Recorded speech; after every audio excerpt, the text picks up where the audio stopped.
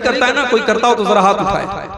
हम हमेशा कुर्बानी ईद उल अजहा की नमाज के बाद करते हैं। अगर आपके गांव में 7 बजे ईद उल अजहा की नमाज हो रही है और जब ईद उल अजहा की नमाज की बात आई तो एक बात मैं कहना चाहूंगा। मुझे आज लोगों ने बताया कि इस पूरे इलाके में बहुत कम जगहों पर ऐसा है कि ईद की नमाज में, चाहे वो ईद उल फित्र की नमाज हो चाहे वो ईद उल अजहा की नमाज हो, ईद की नमाज में औरतों का इंतजाम नहीं होता है। बोलो भाई, सही कह रहा हूं कि गलत कह रहा हूं? बोलो भाई, नहीं होता है। क्यों नहीं होता भाई? अहले हदीसों का गांव है, कुरान और हदीस पर चलने वालों का गांव है, और औरतों का इंतजाम ईद की नमाज में नहीं है। मैं पूछता हूं क्यों नहीं है? अगर आप ये कहते हमारे बाप दादा के जमाने से नहीं हो रहा है, तो फिर तो बहुत सारे लोग कब्रों पर जाकर के सजदा करते, उनकी भी दलील है कि हमारे बाप दादा यही करते चले आए। कितने लोग मुहर्रम में ताजिया उठाते, उनकी दलील भी है कि हमारे बाप दादा यही करते चले आए। मेरे भाई, नबी अकरम का बड़ा साफ हुक्म है। आपने कहा कि अपनी औरतों को ईदगाह लेके जाओ, कुंवारी लड़कियों को लेके जाओ, शादीशुदा को लेके जाओ। यहां तक आपने फरमाया अगर किसी औरत के पास नकाब नहीं है, सर को ढांपने के लिए, चेहरे को ढांपने के लिए चादर नहीं है, अपनी पड़ोसन से, अपनी सहेली से चादर ले ले मगर जाए। यहां तक आपने फरमाया अगर औरत नापाकी के आलम में है, पीरियड में चल रही है, नमाज माफ है उसके ऊपर, उस पीरियड में भी औरत जाए, ईदगाह के अंदर जाए, नमाज से अलग रहे मगर इमाम की दुआ में शामिल रहे। कितनी बड़ी बदनसीबी की बात है कि इतनी अहम सुन्नत को हमने छोड़ दिया मेरे भाई। बल्कि अक्सर उलमा का कहना है कि ईद की नमाज फर्ज है, वाजिब है। अगर ईद की नमाज वाजिब हम मानते हैं तो मर्दों पर भी वाजिब है, औरतों पर भी वाजिब है। आपने अपनी औरतों को एक फर्ज से आपने दूर करके रखा है। अल्लाह क्या इसका हिसाब देने को तैयार रहिएगा।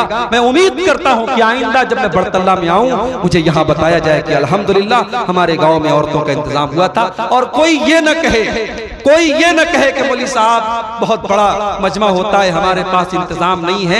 अल्लाह ने बहुत नवाजा है।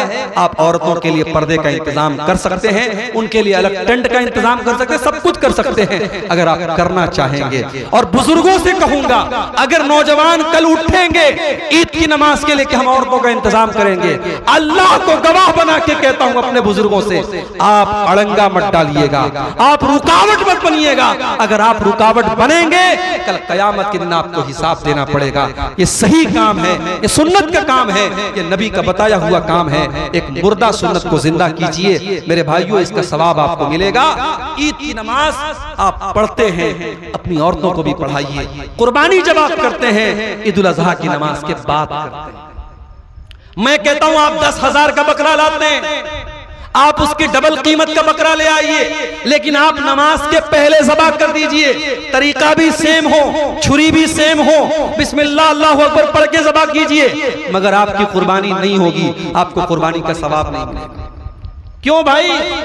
इसलिए कि अल्लाह के नबी फरमाते हैं, मन ज़बह क़ब्ल सलाती, जिसने नमाज के पहले कुर्बानी की, जिसने नमाज के पहले कुर्बानी की, उसको गोश्त तो मिलेगा लेकिन कुर्बानी का सवाब नहीं मिलेगा। वमन ज़बह बाद सलाती, और जिसने ईद की नमाज के बाद कुर्बानी किया, फ़क़द तम्मा नुसुकहू, उसको कुर्बानी का सवाब मिलेगा। पता ये चला कि दीन नबी की सुन्नत पर चलने का नाम है, दीन अपनी मर्जी का नाम नहीं है, दीन अपनी ख्वाहिश का नाम नहीं है, दीन अल्लाह और उसके रसूल की ख्वाहिश पर चलने का नाम है। रोजा रखना बहुत अच्छा काम है, रोजा रखना बहुत अच्छी इबादत है, मगर ईद के दिन नबी ने फरमाया रोजा नहीं रखना है, बकरीद के दिन नबी ने फरमाया रोजा नहीं रखना है, बकरीद के बाद 3 दिन रोजा रखना हराम है। मेरे भाई, रोजा रखना बहुत अच्छा काम है, मगर जब नबी ने कह दिया कि यहाँ रोजा नहीं रखना है तो वहां रोजा न रखना जरूरी है, रोजा रखना हराम है। ईद का त्योहार आया, नबी ने हुक्म दिया कि ईद की नमाज के पहले सदक़े फित्र अदा कर दो, अपने परिवार के हर मेंबर की तरफ से 2.5 किलो अनाज दे दो। आपने 2.5 किलो के बजाय 10 किलो अनाज दिया, मगर ईद की नमाज के बाद दिया।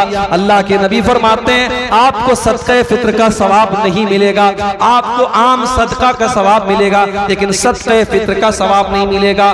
पता ये चला मेरे भाइयों, दीन नबी नबी की सुन्नत पर चलने का नाम है, दीन इत्तिबाए सुन्नत का नाम है। कुर्बानी हमको ये सबक भी सिखा रही है कि जो भी काम करो अल्लाह और उसके रसूल की सुन्नत के मुताबिक।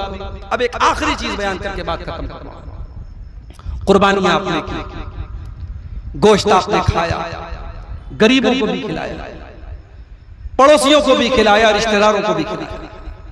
मैं कहता हूं अगर मैं 10,000 का बकरा लाया और सारा बकरा मैं खुद खा गया तो क्या यह सही होगा? सही नहीं।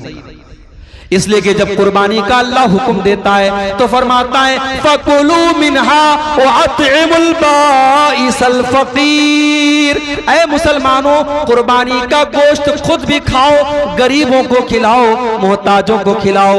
हम शौक से बकरे का गोश्त खाएं, हमारे गांव का गरीब आदमी, उसके बच्चे भूख से तड़पे, उसके घर में चूल्हा भी न जले, उसके घर में गोश्त की एक बोटी भी न पहुंचे। मेरे भाई, ये इस्लाम की तालीम नहीं है, ये इस्लाम की तालीम नहीं है। कुर्बानी का त्योहार हमें सिखाता है अपनी खुशी में दूसरों को शामिल करो, अपनी खुशियों में दूसरों को शरीक करो। जब हम गोश्त खा रहे हैं, जब हमारे घर में बेहतरीन खाना बन रहा है, गरीबों के घर में भी बेहतरीन खाना बनना चाहिए। इसीलिए हम कुर्बानी का गोश्त दूसरों को भी बांटते हैं। इससे सबक मिला कि अपने लिए जिए तो क्या जिए, जीना तो वो अच्छा है जब समाज को हम कुछ दे करके जाएं।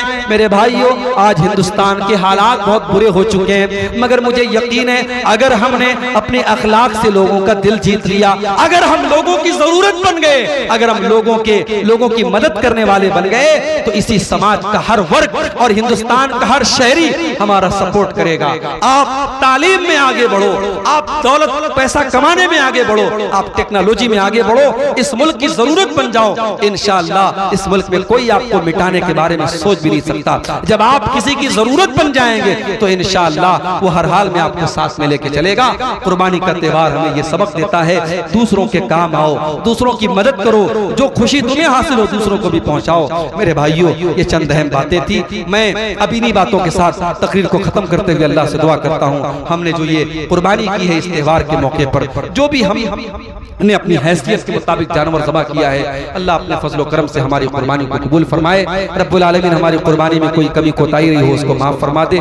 जो हम में बीमार हैं अल्लाह उनको शिफाए कामिल अता फरमाए। जो रोजी रोटी से परेशान हैं अल्लाह उनके कारोबार में बरकत नसीब फरमाए। जिस मस्जिद की तामीर के लिए आज का ये प्रोग्राम मुनक़िद हुआ है, अल्लाह इस मस्जिद की तामीर को जल्द से जल्द हम सबको मुकम्मल करने की तौफीक अता फरमाए। जिन भाइयों ने इस मस्जिद में अपना ताउन पेश किया है अल्लाह उनके ताउन को कबूल फरमाए। जिन्होंने अभी तक अपना ताउन पेश नहीं किया है उन्हें आगे बढ़ करके इसमें हिस्सा लेने की तौफीक अता फरमाए। अल्लाह हमारी माओ बहनों की भी इस्लाह फरमाए, अल्लाह हमारे नौजवानों की भी इस्लाह फरमाए।